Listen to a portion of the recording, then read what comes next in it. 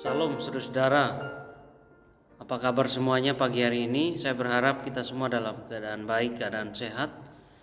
Karena saya percaya bahwa setiap kita pasti tetap di dalam lindungan dan juga penyertaan Tuhan.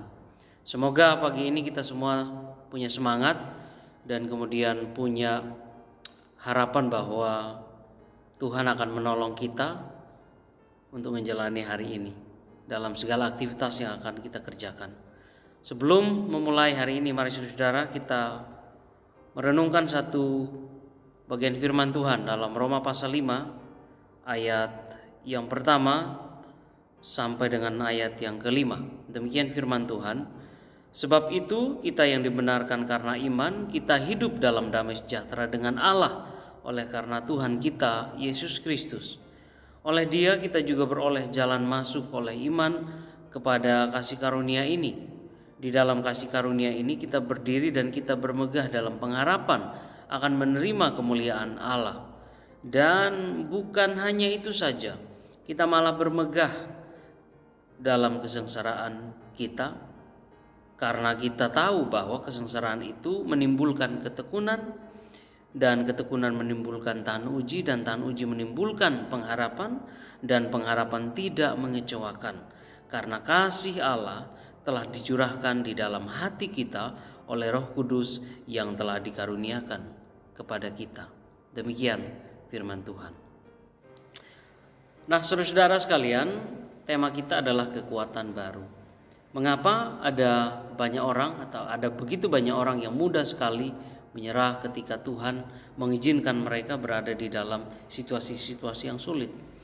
Banyak penyebabnya saudara, tetapi semua penyebab itu bermuara pada satu hal, yakni gagalnya kita sebagai manusia melihat hal yang baik di dalam setiap pencobaan yang ada. Menurut Paulus saudara, orang yang dibenarkan oleh Tuhan sedikitnya itu akan mengalami 3 kondisi yang sangat baik dalam hidupnya, yakni yang pertama, orang yang telah dibenarkan oleh Allah itu akan hidup dalam damai sejahtera dengan Allah, ayat yang pertama.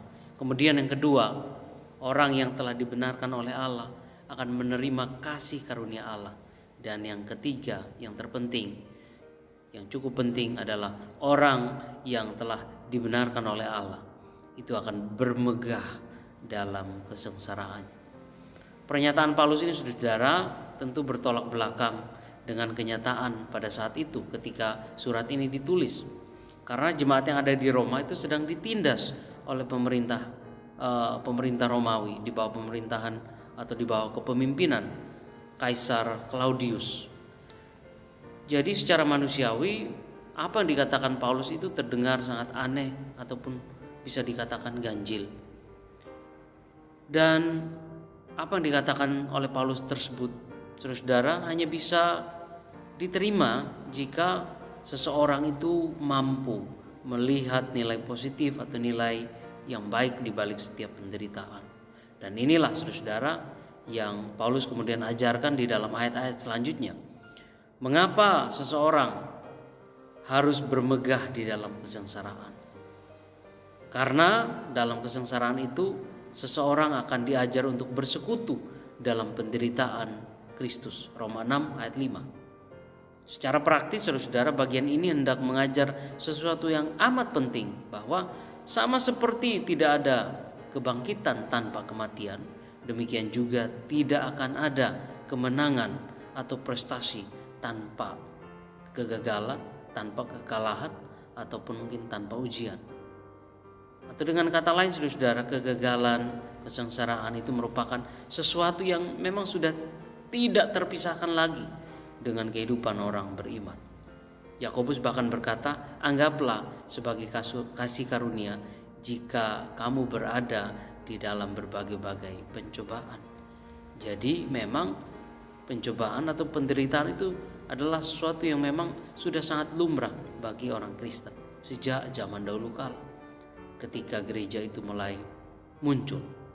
Selain itu saudara, Paulus juga menjelaskan bahwa dalam kesengsaraan yang dihadapi itu seseorang akan terdorong untuk sungguh-sungguh mencari Allah dan kemudian berjuang mengatasi permasalahan itu. Nah, kesungguhan inilah yang kemudian membuat orang tersebut tahan banting.